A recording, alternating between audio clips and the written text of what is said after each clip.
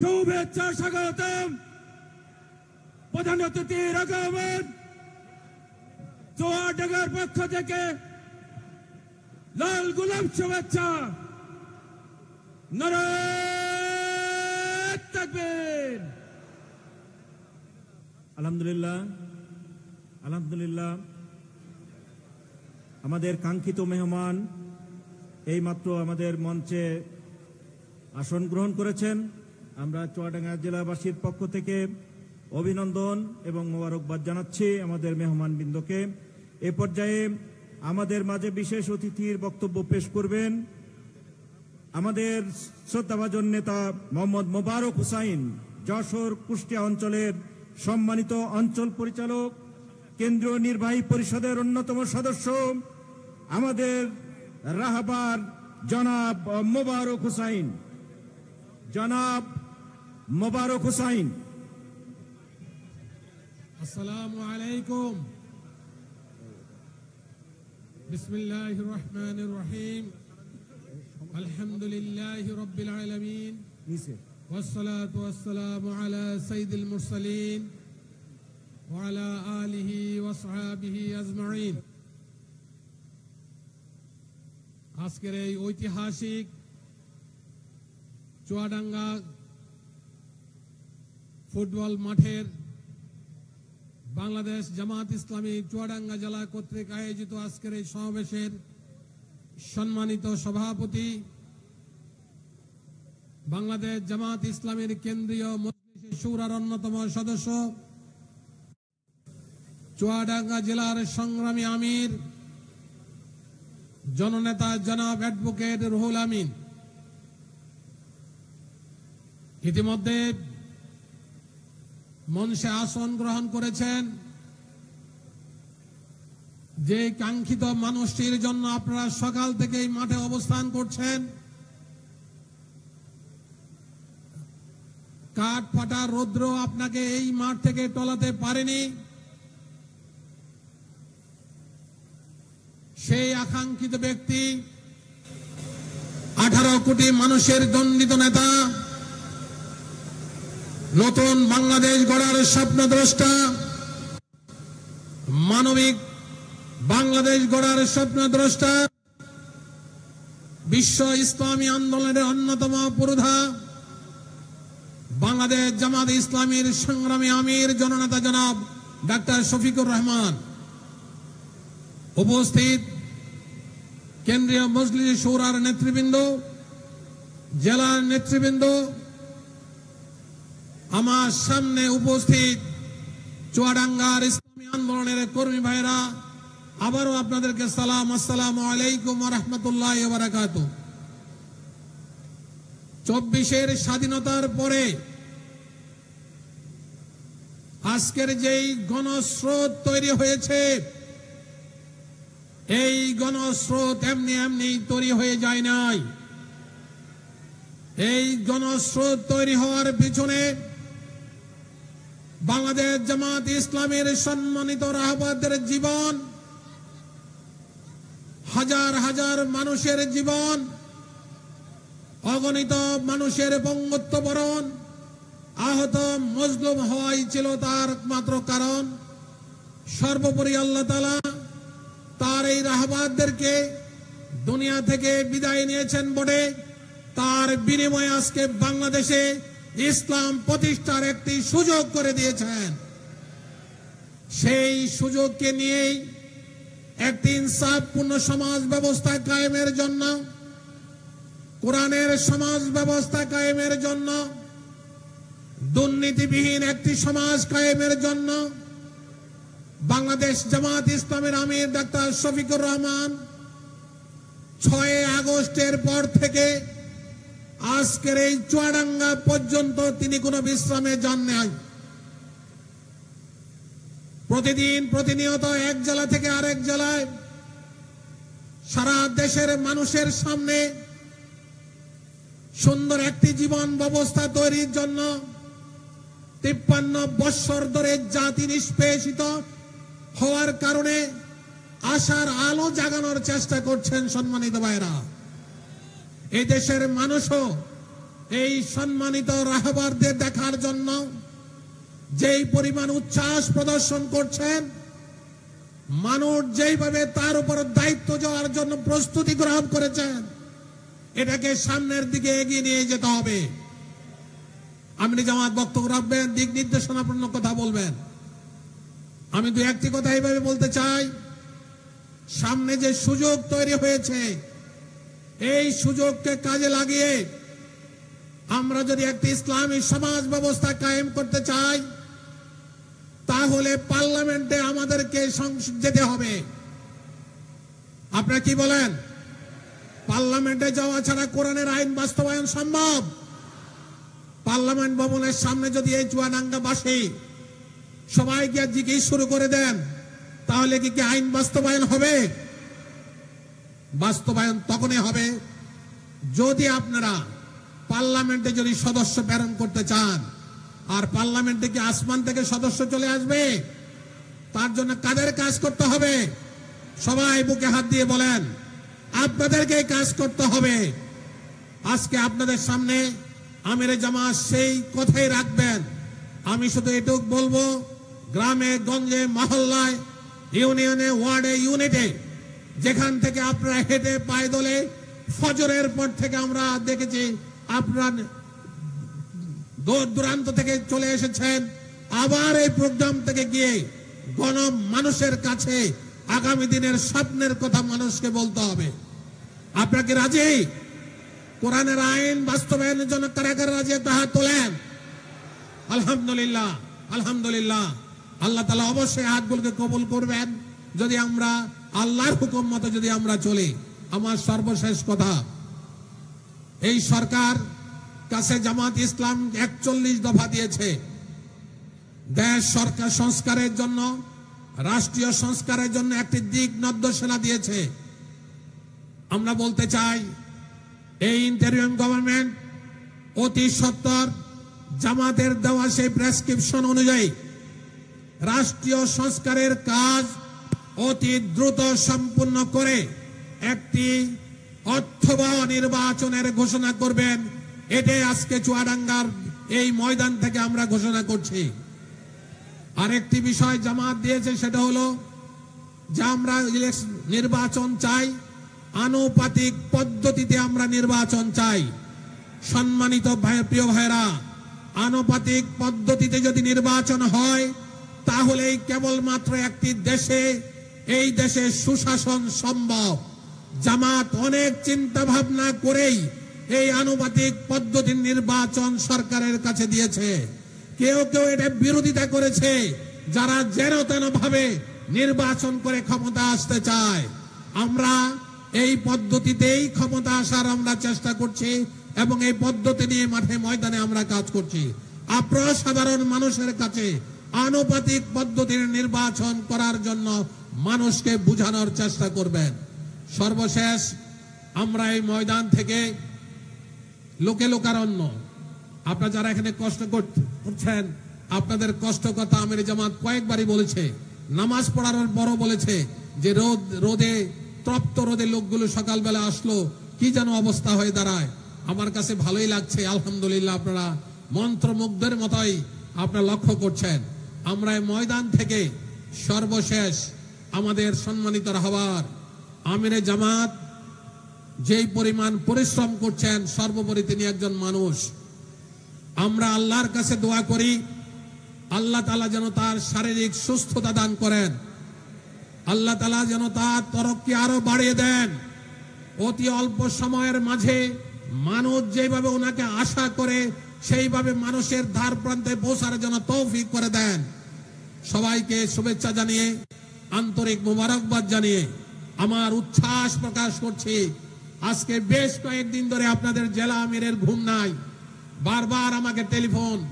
আমি অঞ্চল পরিচালক হিসাবে আমারও একটা টেনশন ছিল, মাঠে কি জানি অবস্থা হয়। আলহামদুলিল্লাহ, আল্লাহ বরকত দিয়েছেন, আপনি উপস্থিত হয়েছেন। আমরা নারে তাকবীর একটা স্লোগান দিয়ে আজকের বক্তৃতা শেষ করছি। লিল্লাহে তাকবীর, লিল্লাহে তাকবীর, লিল্লাহে তাকবীর।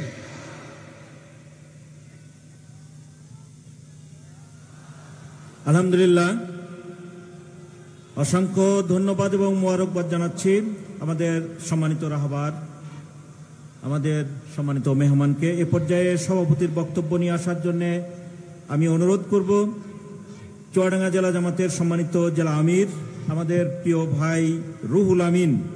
আমাদের ভাই রুহুল আমিন এখন সভাপতির বক্তব্য পেশ করবেন।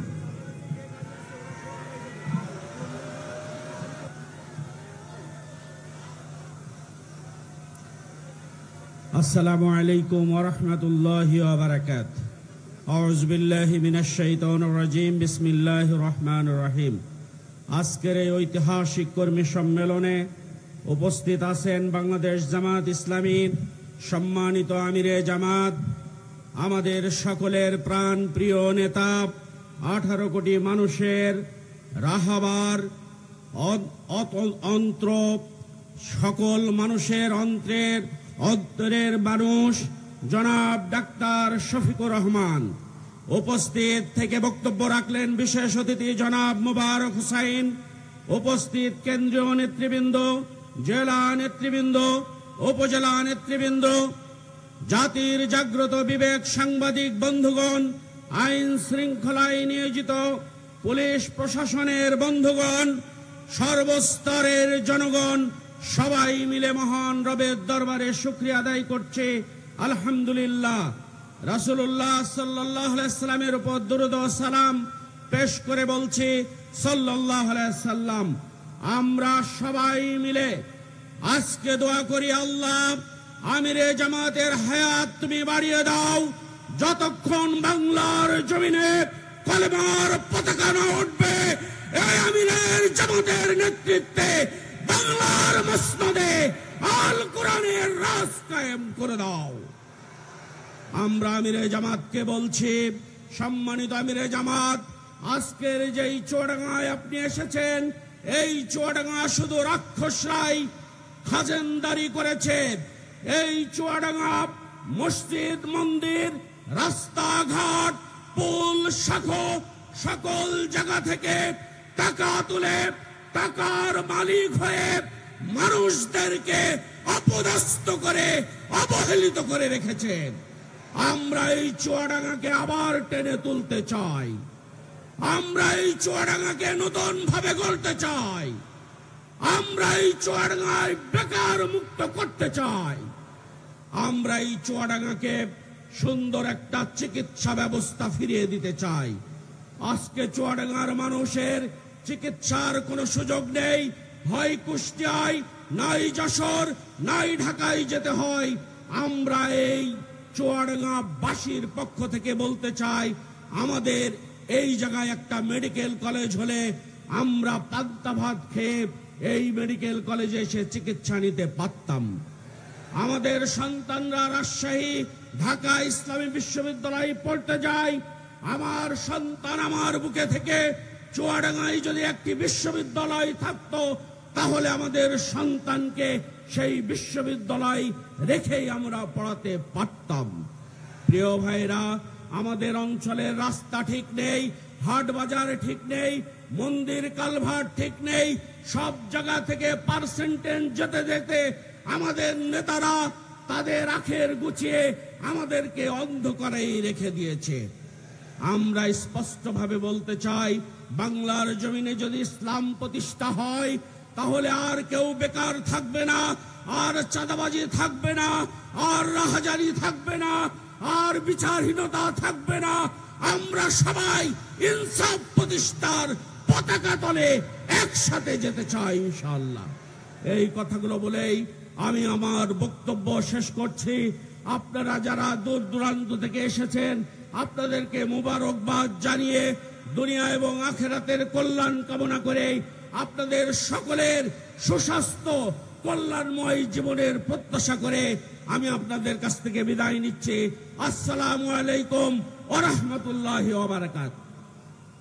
সংগ্রামী বন্ধুগণ, এ পর্যায়ে বক্তব্য রাখবেন আজকের অনুষ্ঠানের প্রধান অতিথি, বিশ্ববরেণ্য ইসলামী চিন্তাবিদ, আজকের অনুষ্ঠানের আমাদের সকলের নয়নের মণি ডাক্তার শফিকুর রহমান।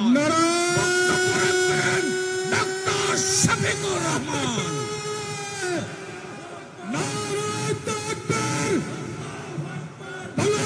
জামাত ইসলামী, ওই জিন্দাবাদ জিন্দাবাদ, আমিরা জামাতের আগমন, শুভেচ্ছার স্বাগতম, চুয়াডাঙ্গার পক্ষ থেকে লাল গোলাপ শুভেচ্ছা। নারায়ে তাকবীর। আসসালামু আলাইকুম ওয়া রাহমাতুল্লাহ। তীব্র রোদ, সকাল থেকে অপেক্ষা, গলার সুর আর কতক্ষণ থাকে, তারপরে আমার একটা তাকবীর দেই। আসসালামু আলাইকুম ওয়া রাহমাতুল্লাহ। তাকবীর তাকবীর। আলহামদুলিল্লাহি রাব্বিল আলামিন, ওয়াসসালাতু ওয়াসসালামু আলা রাসূলিহিল কারীম ওয়া আলা আলিহি ওয়া সাহবিহি ওয়া আহলি বাইতি আজমাইন।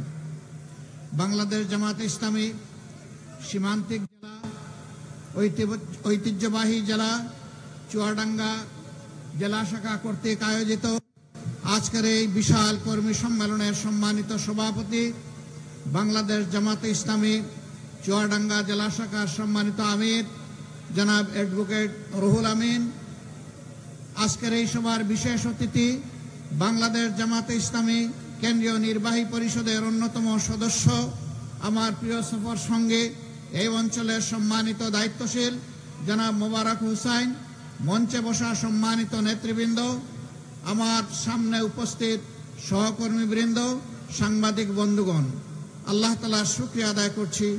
আল্লাহ রাব্বুল আলামিন মুক্ত পরিবেশে আজ আপনাদেরকে একসাথে একত্রিত হওয়ার এখানে তৌফিক দান করেছেন, আলহামদুলিল্লাহ। আজ থেকে 1 বছর আগেও এমন একটি মুহূর্তের আমরা কল্পনা করতে পারিনি। আল্লাহ তাআলা শত শহীদের রক্ত, মজলুমানের চোখের পানির ফুটা, পঙ্গু এবং আহত ভাইদের হাজারি শুনে এবং কবুল করে বাংলাদেশের মানুষকে 2024 সালের 5ই আগস্ট ফ্যাসিবাদের হাত থেকে মুক্তি দান করেছেন। সেই এই নির্বাচনে আপনারা সব প্রার্থীকে ভোট দিয়ে নির্বাচিত করে জন্য কাজ করবেন। সবাইকে ধন্যবাদ জানিয়ে আমার কথা শেষ করছি। আল্লাহ হাফেজ। আসসালামু আলাইকুম। ধন্যবাদ ধন্যবাদ আমাদের শ্রদ্ধাভাজন ব্যক্তিত্ব আনোয়ার মালিককে। উপস্থিত হয়েছেন সম্মানিত প্রিয় ভাইরা যে যেখানে আছেন, জামাতে ইসলামের দায়িত্বশীলদেরকে পরিবেশে এর আগে বলা 15টা বছর আমরা দেখতে পারি। আল্লাহর তরে শুকরিয়া, আলহামদুলিল্লাহ। এসেছি, তারা কেমন আছেন সবাই? কাজ করেছি চুপি চুপি, এই কথা চলে যেতে হয়েছে অত্যন্ত সতর্কতার ছিল না। এখানে চুয়াডাঙ্গা জেলার কর্মীরা উপস্থিত, এই জাতির সমস্ত অধিকার চুয়াডাঙ্গা জেলায় বাংলাদেশ জামাত দায়িত্বশীলদেরকে মন ভরে এর আগে গত 15.5টা বছর আমরা দেখতে পারিনি। একটি বাড়িতে, গ্রামের একটা বাড়িতে এসেছি, দফায় দফায় দুজন মিলে কাজ করেছি, চুপি চুপি চলে যেতে হয়েছে অত্যন্ত সতর্কতার সাথে। কর্মী, ছেলে ইসলামী ছাত্র শিবিরের কর্মী, এই জাতির সমস্ত অধিকার কেড়ে নিয়েছিল। বাংলাদেশ জামাতে ইসলামীকে শান্তিতে কোথাও দাঁড়াতে দেয়নি। নেত্রকোনায় একটি বাড়িতে, গ্রামের একটা বাড়িতে বাপ বেটা দুইজন মিলে দুপুরের খাবার গ্রহণ করছিলেন। বাবা জামাতে ইসলামীর কর্মী, ছেলে ইসলামী ছাত্র শিবিরের কর্মী, দুইজনকে ধরে নিয়ে তাদের বিরুদ্ধে রাষ্ট্রদ্রোহী মামলা দিল। দুপুরের ভাত খাওয়ার নাম হচ্ছে রাষ্ট্রদ্রোহিতা। সম্মানিত ভাইয়েরা, বিভিন্ন জায়গায় হানা দিত ঘর বাড়িতে। আমাদের ঘরে কি থাকবে? আমাদের ঘরে তো নাচ গানের বই থাকবে না। আমাদের ঘরে থাকবে আল্লাহর কোরআন, আমাদের ঘরে থাকবে রাসূল করিম সাল্লাল্লাহু আলাইহি সাল্লামের হাদিস, আমাদের ঘরে থাকবে ইসলামী জ্ঞান পিপাসার জিজ্ঞাসার বই, আমাদের ঘরে থাকবে বিভিন্ন বিজ্ঞান এবং প্রযুক্তির বই, সাহিত্য থাকবে, ইতিহাস থাকবে। এটাই স্বাভাবিক। বইগুলা তুলে নিয়ে বলতো যে এখানে জঙ্গি বই পাওয়া গেছে। এই জঙ্গি মৌলবাদ কথা বলে বলে গোটা জাতির উপর 15.5 বছর এরা তাণ্ডব চালিয়েছে। স্বাধীনতার পক্ষ এবং বিপক্ষের শক্তিতে দেশকে, জাতিকে বিভক্ত করেছে। বিভিন্ন ধর্মের মধ্যে বিভক্তি টেনে, এই বন্ধুরা, ও বন্ধুরা, ইন্নাল্লাহা মা'আস সাবিরিন, এই সাংবাদিক ভাইয়েরা পেশাগত দায়িত্ব পালন করছে। এই সুযোগ দিতে হবে, এই সুযোগ দিতে হবে, এবং সবরের ফল আল্লাহ আপনাদেরকে দান করবেন। অতএব চুপ করে শুনতে থাকেন, যতটুকু পারেন মন ভরে দেখতে থাকেন। হ্যাঁ, বলছিলাম যে এইভাবে জাতির উপর তাণ্ডব চালানো হয়েছিল। এক এক করে আমাদের 11 জন শীর্ষ নেতাকে দুনিয়া থেকে বিদায় করা হয়েছে। হ্যাঁ, বিভিন্ন দলের উপরেই এই নিষ্পেষণ নির্যাতন হয়েছে, কিন্তু বাংলাদেশ জামাতে ইসলামী ছাড়া আর কেউ বলতে পারবেন না যে তাদের নেতাদেরকে তাদের বুক থেকে কেড়ে নেওয়া হয়েছে। আমাদের সবগুলো অফিস পুরোটা সময় জুড়ে 15.5 বছর আমাদেরকে খুলতে দেওয়া হয়নি, বসতে দেওয়া হয়নি, দলীয় কার্যক্রম চালাতে দেওয়া হয়নি, আমাদের অফিসগুলোকে সিলগালা করে রাখা হয়েছিল। এটাও আর কোনো দল বলতে পারবে না। আমাদের নেতৃবৃন্দের বাড়িঘরে বুলডোজার চালিয়ে বাড়িঘরকে ভেঙে তছনছ করে দেওয়া হয়েছে। এইটাও অন্য কোনো দলের ক্ষেত্রে ঘটে নাই। সম্মানিত ভাইয়েরা, একমাত্র দল যেই দলের বিরুদ্ধে কায়দা কানুন করে অন্যায়ভাবে জবরদস্তি করে আমাদের দলের নিবন্ধন কেড়ে নিয়েছিল, আর কোন দলের নিবন্ধন কেড়ে নেয় নাই। ছাত্র জনতার অভ্যুত্থানের মুখে, বিপ্লবের মুখে সরকার দিশাহারা হয়ে 1 আগস্ট 2024 সাল আমাদের দলকে নিষিদ্ধ ঘোষণা করেছিল। অন্য কারো দলকে নিষিদ্ধ ঘোষণা করা হয় নাই। তাহলে আপনারাই বলুন, বাংলাদেশের সবচেয়ে বড় মজলুম দল কোনটা? আবার বলেন কোনটা? জামাতে ইসলামী। সম্মানিত ভাইয়েরা, শুধু কয়েকজন নেতার জীবন যায় নাই, আমাদের অসংখ্য কর্মীকে খুন করা হয়েছে, ক্রস ফায়ারের নামে দুনিয়া থেকে বিদায় করা হয়েছে, ধরে নিয়ে গুম করা হয়েছে, আমাদের ঘর দুয়ার লুণ্ঠন করা হয়েছে, চাকরি থেকে বিতাড়িত করা হয়েছে, আমাদের জমি থেকে আমাদেরকে তুলে দেওয়া হয়েছে, এমনকি কাউকে কাউকে দেশেও থাকতে দেওয়া হয়নি।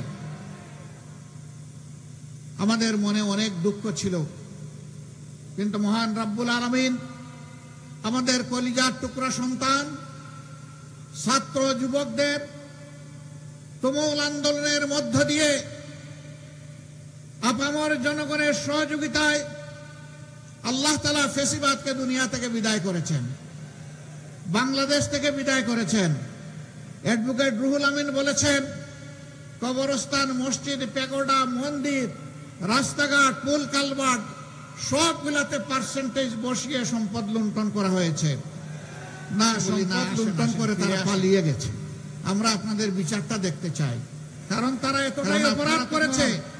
বহু দর্শক মানুষ, আলিম উলামা, হাফিজ, আইতাম এদেশের বিরোধী দলের দেশপ্রেমিক নেতা কর্মীদেরকে নির্বিচারে খুন করেছেন, বিচারের নামে প্রহসন করে তাদেরকে দুনিয়া থেকে বিদায় দিয়েছেন।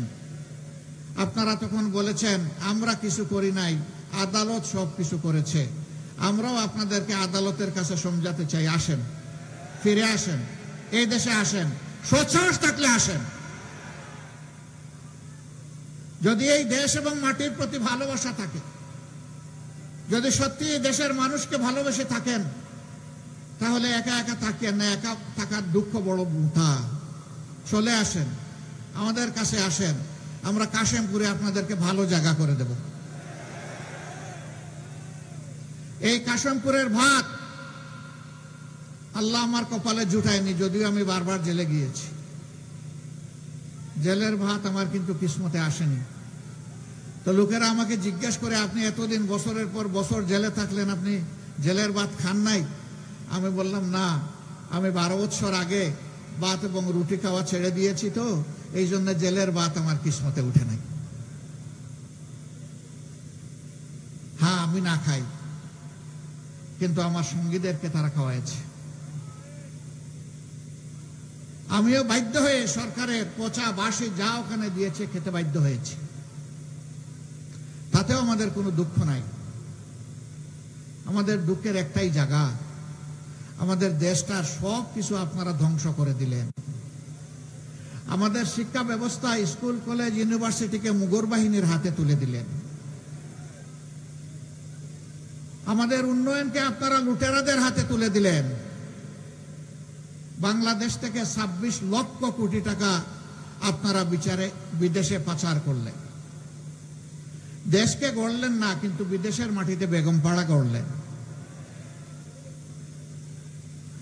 নির্বাচন ব্যবস্থাকে ধ্বংস করে দিয়ে এখানে যারা বসে আছেন তাদের কমপক্ষে 40% মানুষ আমি বিশ্বাস করি গত 15.5 বছর তারা কোনো ভোট দিতে পারেনি। কি অপরাধ তারা করেছিলেন? প্রথম ভোটটা হলো মানুষ এটাকে ঘৃণা করে প্রত্যাখ্যান করলো, ভোট কেন্দ্রের সামনে নিরীহ প্রাণীরা মনের শান্তিতে ঘুমায় থাকলো। আমি এই প্রাণীগুলোর নাম নিচ্ছি না, তখন পত্রপত্রিকা এবং মিডিয়ায় সেগুলো উঠে এসেছে। 18 সালে আপনারা করলেন মিডনাইট ইলেকশন, নিশিরাতের নির্বাচন, আর 24-এ এসে করলেন আমি আর মামু, আমি আর দামি, তাই না? একজন নৌকা থেকে ক্যান্ডিডেট, আরেকজন নৌকার দামি ক্যান্ডিডেট। আপনারা সর্বনাশ করলেন। এই অধিকারটার জন্যই তো লড়াই করে বাংলাদেশের স্বাধীনতা অর্জন হয়েছিল। পাকিস্তানিরা এই ভোটের মূল্য দেয় নাই বলেই তো মানুষ জীবন বাজি রেখে যুদ্ধ করেছিল। এটাকেই দিলেন আপনারা শেষ করে। সম্মানিত ভাইয়েরা, তারা যা করার করেছে, এখন আমাদের তো কিছু দায়িত্ব আছে। আমরা দেশবাসী, শুধু জামাতে ইসলামী না, দেশের আপামর জনগণ, জাতি ধর্ম দল মত নির্বিশেষে দেশের যাদের জন্ম হয়েছে, দেশটাকে যারা ভালোবাসি, আমরা সবাই মিলে এই দেশটাকে গড়তে চাই। ওরা আমাদের জন্য দেশের যে কঙ্কাল রেখে গেছে, সেই কঙ্কালে আমরা গোশত এবং চামড়া পরাতে চাই। ওরা উন্নয়নের নামে লুটতরাজের মহারাজ্য কায়েম করেছিল, আমরা মানুষকে ইনসাফ ভিত্তিক উন্নয়ন উপহার দিতে চাই। অ্যাডভোকেট রুহুল আমিন বলেছেন, চুয়াডাঙ্গাও বাংলাদেশের একটা জেলা, এখানেও 6টা উপজেলা আছে সম্ভবত, তাই না? হ্যাঁ, 4টা উপজেলা আছে। এটা একটা জেলা। আমরা কোনো কোনো জেলায় দেখি পাবলিক ইউনিভার্সিটি আছে, আবার টেকনোলজিক্যাল ইউনিভার্সিটি আছে, আবার সেখানে মেডিকেল কলেজ আছে, এগ্রো ইউনিভার্সিটি আছে, অনেকগুলা শিক্ষার এভিনিউ আছে। কিন্তু চুয়াডাঙ্গায় কিছুই নেই। তো চুয়াডাঙ্গা কি অপরাধ করেছে? চুয়াডাঙ্গা কি বাংলাদেশের অংশ নয়? এটা কি 64 জেলার একটা নয়? এই চুয়াডাঙ্গার কি বাংলাদেশের উন্নয়নে কোনো অবদান নেই? এখানকার কৃষকের মাঠে ফলানো শস্য দানা বাংলাদেশের মানুষ খায় না? যদি তা খেয়ে থাকে, তাহলে চুয়াডাঙ্গাকেও তার ন্যায্য অধিকার এবং অংশ দিতে হবে। যেই প্রতিষ্ঠানগুলোর কথা এখানে বলা হয়েছে, আমরা বর্তমান সরকারকে বলবো, আপনাদের মেয়াদ যেহেতু দীর্ঘ নয়, সব আপনারা পারবেন না, আগামী একনেকে ইনসাফের কারণে কমপক্ষে একটা প্রতিষ্ঠান এখানে দেন এবং অগ্রাধিকারের ভিত্তিতে একটা মেডিকেল কলেজ দেন। জন্ম নেওয়ার পর সুস্থতার জন্য এটি মানুষের সবচেয়ে বড় প্রয়োজন। 250 বেডের একটা হাসপাতাল আছে, কিন্তু তা মানসম্মত সেবা দিতে পারছে না।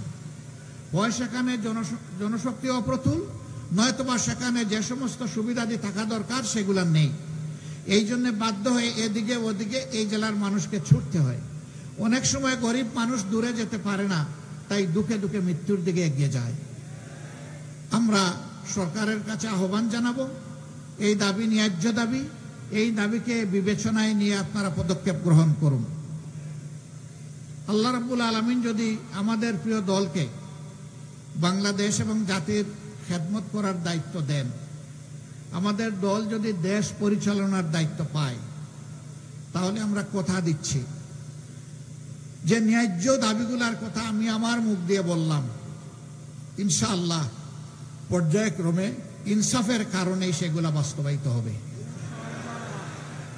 আল্লাহ যদি অন্য কাউকে এই দেশ পরিচালনার দায়িত্ব দেন, তাহলে আপনাদের দাবিগুলো আদায় হওয়া পর্যন্ত আপনাদের হাতের সাথে আমাদের হাতও উঠবে ইনশাআল্লাহ। আপনাদের কণ্ঠের সাথে আমরাও কণ্ঠ মিলিয়ে চিৎকার দিব, এই দাবি বাস্তবায়ন করতে হবে। সম্মানিত ভাইয়েরা, আমরা এমন একটা বাংলাদেশ চাই যেখানে আসলেই কোনো মানুষেও কোনো বৈষম্য চাই না, এলাকায়ও কোনো বৈষম্য চাই না। আমরা চাই বৈষম্যহীন একটা সমাজ হোক, মানবিক একটা সমাজ হোক। শাসক গোষ্ঠী শাসক না হয়ে জনগণের সেবক হোক, দেশের মালিক না হয়ে জনগণের সেবকে পরিণত হোক। আমাদের দুর্ভাগ্য, ভোট নেওয়ার সময় বাবা ডাকে, ভোট নিয়ে ক্ষমতায় যাওয়ার পরে আর শালা ডাকতেও লজ্জা লাগে। বাবা তো ডাকেই না। ভোটের সময় আপনি না দেখলেও বলে, চাচা আপনাকে সালাম দিয়েছি, আপনি খেয়াল করেন নাই, আসসালামু আলাইকুম। আর ভোট পেয়ে যাওয়ার পরে আপনি সালাম দিলে ওই দিকে মুখ ফিরায়, যেন আপনাকে কোনোদিন দেখেই নেই। এটাই তো আমাদের দেশের চরিত্র, তাই না? হ্যাঁ, সবার না, কিন্তু অনেকের। আমরা এমন একটা সমাজ চাই যে সমাজটা হবে দুঃশাসন এবং দুর্নীতিমুক্ত। এই দুইটা সামাজিক ক্যান্সার থাকবে না। দুঃশাসন আর দুর্নীতি একটা আরেকটার গভীর বন্ধু, প্রেমের বন্ধু, প্রাণের বন্ধু। যেখানে দুঃসাহস, দুর্নীতি সেখানে নিশ্চিত। যেখানে দুর্নীতি সেখানে দুঃশাসন নিশ্চিত। একটা আটটার সম্পূরক। দুর্নীতির বিভিন্ন রূপ আছে। অবশ্য 5 আগস্টের পরে হয়তো দুর্নীতি আপনাদের এলাকায় নাই। এখানে কেউ চাঁদাবাজি করে না, এখানে কেউ ফুটপাত দখল করে না, বাজার হাট বিভিন্ন স্ট্যান্ড কারো অবৈধ দখলে এখানে নেয় না, বালুমহাল জলমহালের উপর জোর জবরদস্তি খাটায় না, অফিস আদালতে কোনো ঘুষ এখন আর চলে না। কারণ এটা চুয়াডাঙ্গা জেলা, এখানে সবাই সচেতন মানুষ, কেউ এর সমস্ত অপরাধ করলে আপনারা ছেড়ে দেবেন না, এই জন্য তারা এগুলা করে না, তাই না? করে, এখানেও করে। তাইলে আমাদের এত এত সন্তান এই জন্যই জীবন দিয়েছে যে তাদের রক্তের উপর দিয়ে এখানে চাঁদাবাজি হবে, তাদের রক্তের উপর দিয়ে এখানে দখল বাণিজ্য চলবে, তাদের রক্তের উপর দিয়ে এখানে ঘুষ বাগ বাটোয়ারা চলবে, এইখানে নিরীহ মানুষকে মামলায় দিয়ে মামলা বাণিজ্য চলবে। এই জন্য কি আমাদের সন্তানেরা জীবন দিয়েছে? নো। তাদের একটাই স্লোগান ছিল, উই ওয়ান্ট জাস্টিস। আমরা ন্যায় বিচার চাই, আমরা দুর্নীতি চাই না, আমরা বৈষম্যহীন বাংলাদেশ চাই। সেই বাংলাদেশ এখনো কায়েম হয় না বলেই আমাদের সেই বুকের সন্তান বীর যোদ্ধারা আবার স্লোগান তুলেছে, আবু সাইদ মুক্ত, শেষ হয়নি যুদ্ধ। আমরা তাদের কণ্ঠে কণ্ঠ মিলিয়ে বলবো, ঠিকই তোমরা বলেছ, আবু সাইদ মুক্ত, শেষ হয়নি যুদ্ধ। একটা মানবিক বাংলাদেশ, দুর্নীতিমুক্ত বাংলাদেশ, দুঃশাসন মুক্ত বাংলাদেশ কায়েম না হওয়া পর্যন্ত আমরা থামবো না। আল্লাহর কসম, আমরা থামবো না। আমরা কোন রক্ত চক্ষু পরোয়া করি না। আমরা পরোয়া করি শুধু পরওয়ারদিগার আল্লাহ সুবহানাহু ওয়া তাআলাকে। এই পরোয়া করি না বলেই আমাদের এত এত নেতাকে জীবন দিতে হয়েছে। আমরা আল্লাহ ছাড়া কারো কাছে মাথা নত করি নাই, করছি না, করব না। 1000 বছর শিয়ালের মতো বাঁচার চাইতে একটা শ্বাস সিংহের মতো নিতে চাই। শুধু নিজে নয়, বাংলাদেশের প্রতিটি মানুষকে দেখতে চাই ন্যায্য কথা বলার বিষয়ে কেউ যেন কাউকে পরোয়া না করে। এই সাংবাদিক বন্ধুরা সাক্ষী, 15.5 বছর তারা ন্যায্য কথা বলতে পারেন নাই। তাদেরকে বাধ্য করা হয়েছে বিভিন্ন খবর সরবরাহ করতে, মিথ্যা খবর সরবরাহ করতে, বানায়ট সমাজে ভীতি সঞ্চারকারী খবর তাদেরকে পরিবেশন করতে বাধ্য করা হয়েছে। অবশ্য এই ক্ষেত্রে কিছু দলবাজ থাকতেই পারে, প্রতিযোগিতা করে। বাঁশ যা দুলে কঞ্চি তার চাইতে বেশি নড়ে। বাঁশের চেয়ে কঞ্চির ঝাল একটা কথা আছে না?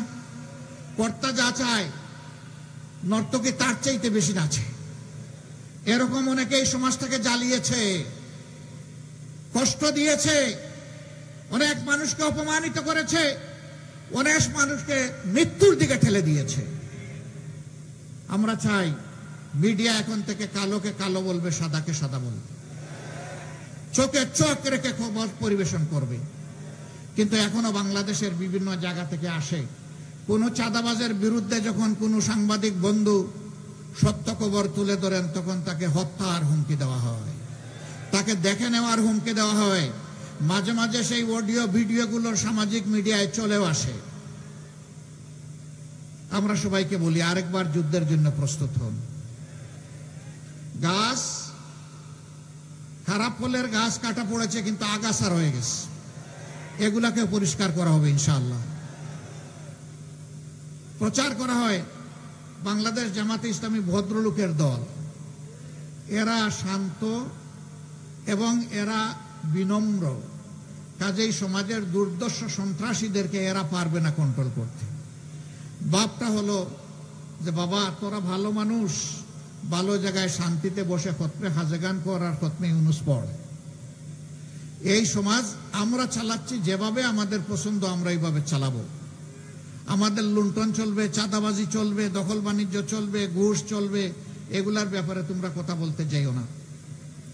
তোমরা কথা বললে আমরা থামবো না। আমরা পরিষ্কার জানিয়ে দিচ্ছি 15.5 বছর তো এইরকমই একটা সরকার ছিল।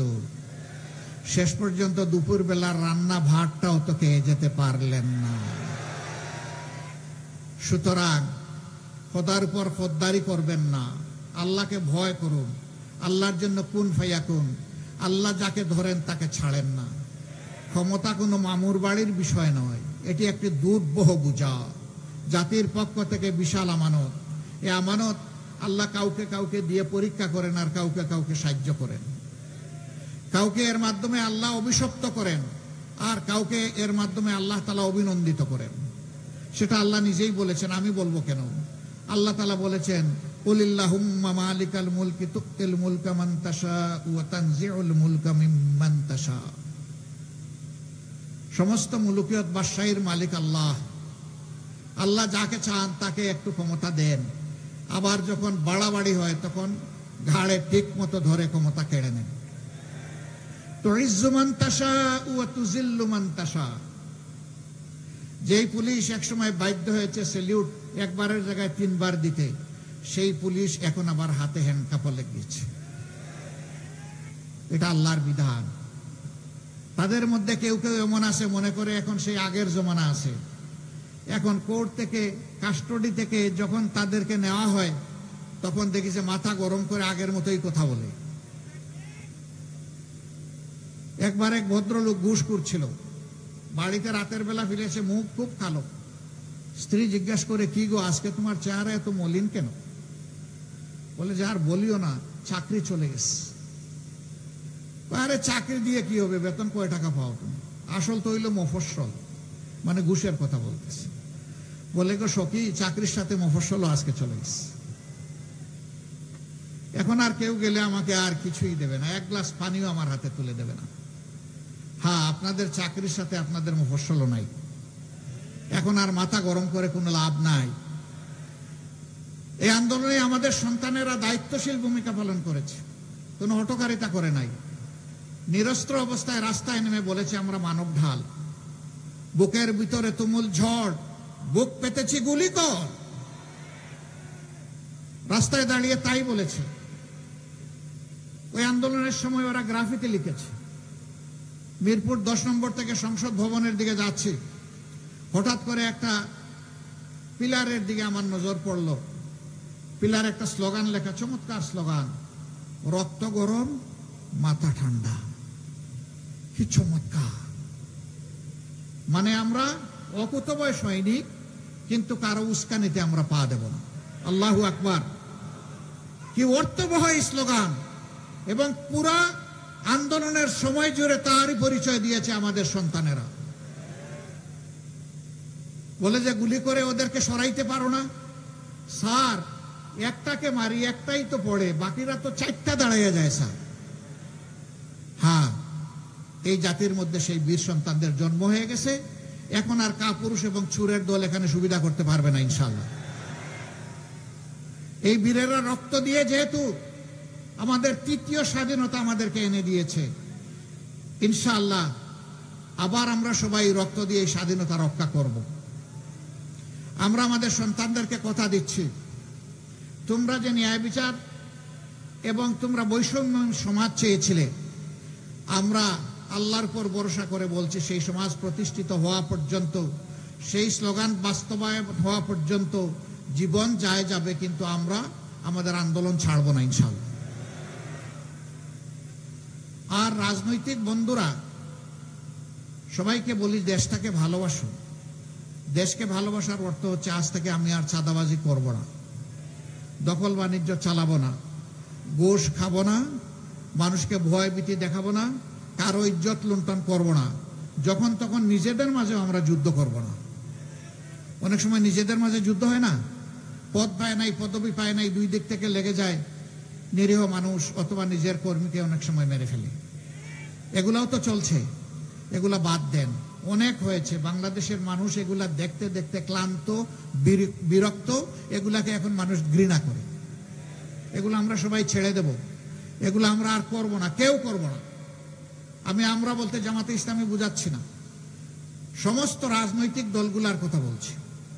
যদি আমরা ছেড়ে দেই, সত্যি যদি দেশকে ভালোবাসি, তাহলে বিবেকবান জনগণ যাকে পছন্দ তারা তাদের ভোট দিয়ে তাকে ক্ষমতায় পাঠাবে, এবং তখন দেশে একটা সুশাসন আশা করা যায়। কিন্তু এই বদ হাসলত যদি কেউ ছাড়তে না পারেন, তাহলে অনুরোধ করব জনগণকে মেহরবানি করে বোকা ভাববেন না। এ জনগণ যথেষ্ট হুঁশিয়ার, আর রক্ত দিয়ে দিয়ে হুঁশিয়ার হয়েছে। অতএব জনগণকে বোকাও ভাববেন না, দুর্বল মনে করবেন না। যদি মনে করেন কালো টাকা আর পেশি শক্তি দিয়ে কিছু করবেন, সেদিন শেষ। ওই দুশ্চিন্তা আর করার কোনো দরকার নাই। জনগণ এই সুযোগ কাউকে দিবে না ইনশাআল্লাহ। সবাইকে আমি আহ্বান জানাই, এত মানুষের জীবন, এত আলিমুলামার জীবন, এত হাফিজে কোরআনের জীবন, এত এতিমদের জীবন, এত রাজনৈতিক নেতাকর্মীর জীবন, এত সাধারণ মানুষের জীবনের আসুন আমরা মূল্য দিই, এবং আমরা একটা স্বপ্নের, সাম্যের, মানবিক বাংলাদেশ গড়ে তুলি। এই বাংলাদেশে আমাদের সন্তানের জন্মের পরে, সে গরিবের হোক ধনীর হোক, সরকারের দায়িত্ব হবে তাকে তার স্বাস্থ্য সেবা নিশ্চিত করা। 5 বছর বয়স হলে তার শিক্ষা তার হাতে তুলে দেওয়া, শিক্ষা জীবনে তার পাশে থাকা। যার মা বাবার সম্পদ আছে সে নিজেই দায়িত্ব পালন করবে, যার ওরকম সম্পদ নাই সরকারকে তার দায়িত্ব নিতে হবে। আর একটা ছেলে অশিক্ষা কুশিক্ষায় শেষ হয়ে যাক, এটা আমরা দেখতে চাই না। এরা শিক্ষা নেবে নৈতিক শিক্ষা, আল্লাহকে ভয় করার শিক্ষা, মানুষকে সম্মান করার শিক্ষা, দেশকে ভালোবাসার শিক্ষা। এই শিক্ষা হবে দেশ গড়ার কারিগরের শিক্ষা।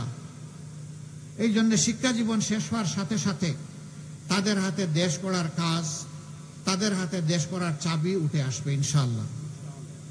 নারী পুরুষ সবাই মিলে আমরা এই দেশকে গড়ব। যার যেখানে যে যোগ্যতা আছে সকলেই সম্মান এবং নিরাপত্তার সাথে তার কর্মক্ষেত্রে দায়িত্ব পালন করবেন। একজন মানুষ গড়েও নিরাপদ থাকবেন, রাস্তায় চলাচলে নিরাপদ থাকবেন, কর্মক্ষেত্রেও তিনি নিরাপদ থাকবেন। তার সম্পূর্ণ নিরাপত্তা রাষ্ট্রকে বিধান করতে হবে। বিচারাঙ্গনে গিয়ে বিচারের বাণী নিবৃতে কাঁদে, একথা আর শুনতে হবে না। বিচার কারো মুখের দিকে তাকায় হবে না, কারো পদ পদবি দলীয় অবস্থান বিবেচনায় নেওয়া হবে না। বরঞ্চ তিনি যদি অপরাধী হয় তাকে অপরাধের শাস্তি তাকে পেতেই হবে। এ ধরনের ঘটনা ইসলামের সোনালী ইতিহাসে একটা নয়, হাজার। আমরা সেই যুগটা আবার ফিরে পেতে চাই। আল্লাহ রসুল বলেছিলেন, সানা থেকে 1000 মাইল, 3500 মাইল। একজন তরুণী তম্বি যুবতী, তিনি একা রাস্তা অতিক্রম করবেন, কোন জালিম তার দিকে চোখ তুলে তাকানোর সাহস করবে না। এমন একটি সমাজ আমি দুনিয়াবাসীকে উপহার দিতে যাচ্ছি, সেটাই কায়েম হয়েছিল। এখানে আল্লাহ রসুল বলেন নাই যে কোনো মুমিন মুমিনা, কোনো মুসলিম মুসলিমার ক্ষেত্রে এটা হবে, তিনি মানুষের ক্ষেত্রে বলেছিলেন। অতএব সমাজে শান্তি যখন আসবে, নিরাপত্তা যখন কায়েম হবে, যখন সমাজের হাতগুলা উন্নয়নের হাতে পরিণত হবে, তখন এখানে আর কোনো ধর্ম এবং দলের বিবেচনা থাকবে না। যোগ্য মানুষ যোগ্য জায়গায় চলে যাবে ইনশাআল্লাহ। সেই বাংলাদেশ গড়তে আমরা বদ্ধপরিকর, আমরা অঙ্গীকারবদ্ধ, আল্লাহর কাছে, জনগণের কাছে। আপনারা কি এমন একটি বাংলাদেশ চান? শিওর চান? তাইলে কালকেই আমরা পেয়ে যাব, তাই না? না, এটার জন্য আরো বহু ত্যাগ স্বীকার করতে হবে, আরো দুর্বৃত্তদের বিরুদ্ধে আমাদেরকে লড়তে হবে, আরো অনেক লড়াই আমাদের সামনে আছে। আমরা ওই যে স্লোগান দিয়েছি, আবু সাইদ মুগ্ধ, শেষ হয়নি যুদ্ধ, আমাদের সেই যুদ্ধ চলবে ইনশাআল্লাহ। সেই যুদ্ধের জন্য আপনারা প্রস্তুতি নিন। সাম্যের, ভ্রাতৃত্বের এবং সৌহার্দ্যের কোরআনের এই বাণী ঘরে ঘরে পৌঁছে দিন। একটা ঘরও চুয়াডাঙ্গার জন্য বাদ না পড়ে। তিনি কোন দলের কোন ধর্মের এটা আমাদের দেখার দরকার নাই, তিনি এদেশের মানুষ। সবার কাছে আপনারা এই আওয়াজ পৌঁছে দিবেন, আমাদের সালাম পৌঁছে দিবেন, দেশ গড়ার জন্য দোয়া চাইবেন। মানুষকে বলবেন এমন একটি দেশ আপনিও চান নিশ্চয়ই। সবাই বলবে হ্যাঁ আমিও চাই।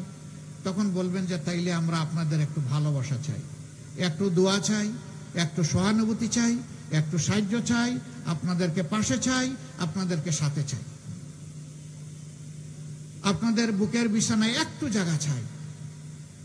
যদি সেই জায়গাটা আমাদের জন্য করে দেন তাহলে আল্লাহ ছাড়া কাউকে আমরা পরোয়া করব না।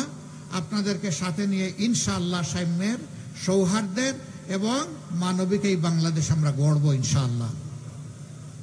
আল্লাহ চুয়াডাঙ্গাবাসীর প্রতি রহম করুন। বড় কষ্ট করে এখানে এসেছেন সকাল থেকে এখন পর্যন্ত অনেকেই। আল্লাহ তাআলা আপনাদের এই ত্যাগকে কবুল করুন, আদালতে আখিরাতে আমাদের জন্য নাজাতের উসিলা হিসেবে কবুল করুন। আপনারা ঐক্যের জন্য নিজের দিক থেকে চূড়ান্ত চেষ্টা করবেন, নিজের কোনো কথা এবং বক্তব্যে আচরণে যেন ঐক্যে কোনো ফাটল না ধরে। তবে হ্যাঁ, নিজের চোখের সামনে যখন কোনো মন্দ কাজ হতে দেখবেন অবশ্যই তার প্রতিবাদ করবেন।